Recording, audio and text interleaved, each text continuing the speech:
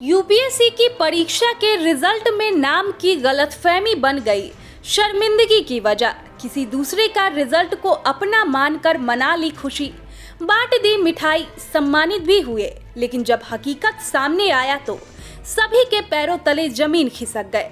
दरअसल मामला झारखंड के रामगढ़ जिले का है, जहां की दिव्या पांडे यूपीएससी की परीक्षा के रिजल्ट में नाम की वजह से गलतफहमी की शिकार हो गई, जिसके कारण अब छात्रा और उसके परिजनों को काफी शर्मिंदगी झेलनी पड़ रही है। दरअसल हाल ही में घोषित हुए यूपीएससी सिविल सेवा के नतीजों में जिले के चित्तरपुर ब्लॉक स्थित रजरप्पा कॉलोनी की रहने वाली दिव्या पांडे की ऑल इंडिया 323वीं रैंक आने का दावा किया गया था। यूपीएससी एग्जाम देने वाले दोस्तों ने भी कॉल पर दिव्या को बताया कि तुमने यूपीएससी में 323वीं रैंक हासिल कर ली है। यह खबर जैसे ही फैली वैसे ही दिव्या को बधाई देने वालों का तांता लग गया। सेंट्रल कोलफील्ड्स लिमिटेड के सीएमडी, रजरप्पा के जीएम, रामगढ़ जिले के कमिश्नर माधवी मिश्रा सहित कई राजनीतिक दलों के नेताओं ने दिव्या पांडे को बधाई दी। सीसीएल के अधिकारियों ने यूपीएससी परीक्षा उत्तीर्ण करने का दावा करने वाली दिव्या पांडे के पिता को भी सम्मानित किया, क्योंकि वह सीसीएल में क्रेन ऑपरेटर है।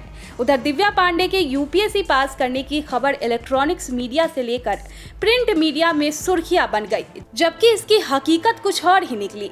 असल में यूपीएससी में 323वीं रैंक लाने वाली दिव्या पांडे नहीं है, बल्कि वह तमिलनाडु की रहने वाली दिव्या पी है और इसी नाम और उपनाम की वजह से गलतफहमी पैदा हुई थी।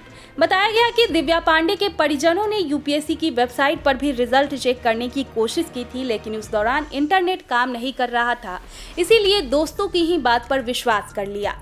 देखिए रिजल्ट जारी होने के बाद दिव्या पांडे ने क्या कहा था। रिजल्ट अच्छा है, अंडर 100 में 323 रैंक है और काफ़ी अच्छा लग रहा है। कितना संघर्ष करना पड़ा इससे? बहुत ज़्यादा करना पड़ा और अप्रॉक्स 16 to 17 आवर्स पढ़ते थे तो फिर जाकर यहाँ तक पहुँच पाए। उपलब्धि के पीछे किसका श्रेय है? मेरे पेरेंट्स का है और खासकर मेरी मम्मी का है, अंकल का, चंद्रेश्वर अंकल का है और आशुतोष अंकल का है। दूसरा जीएम अंकल जो बहुत सपोर्ट किए, डीसी मैम सपोर्ट की, गाइडेंस की मुझे ज़्यादा मोटिवेशनल उन जीएम अंकल और डीसी मैम से मुझे मिला, तो यहाँ तक का मुझे। दूसरी लड़कियों को क्या संदेश देना चाहते हैं जिसका कम उम्र में शादी हो जाता है?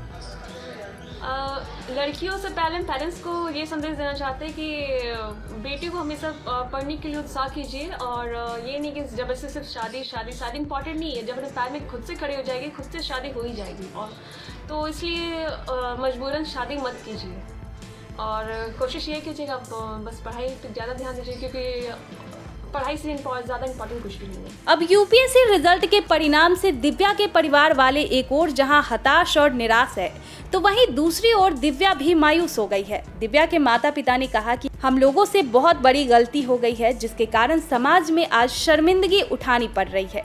इस त्रुटि के कारण हम लोग क्षमा प्रार्थी हैं। परिवार ने जिला प्रशासन और सेंट्रल कोलफील्ड्स लिमिटेड से माफी मांगी है।